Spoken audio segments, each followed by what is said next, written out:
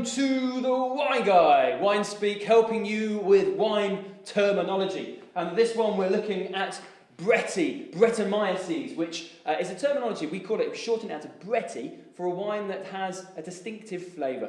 Now, Brettanomyces is a type of yeast. There's a rather unattractive picture there on my laptop behind me. It's a natural yeast, an ambient yeast that's found on the skin of the grape. And if not kept in check by adding things like sulfur dioxide to the grape must, then this can actually give unwanted flavours to some people in the wine. Now, the flavours that Brettanomyces can impart, sometimes there's some welcomed flavours like smoke and spicy notes, but often it's more horsey, more manure, more of that kind of really unwanted. Some people say sweaty saddles, though I've never smelt a sweaty saddle. I've got a bottle here which is Chateau de Beaucastel 1990.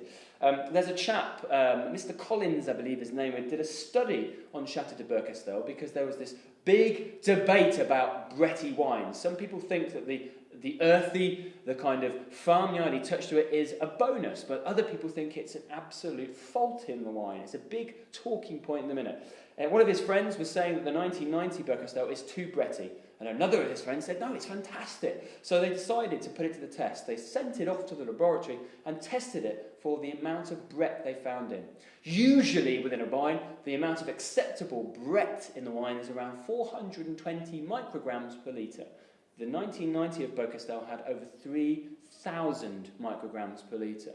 And we tried this at West London Wine School only a few weeks ago, and it really did have a very earthy note, but it was wonderful. Sometimes it really does work. However, there is a big movement away to natural wines, biodynamic wines, and because of the less additives in these wines, like sulfur, then Bretti conditions are more prevalent in these styles.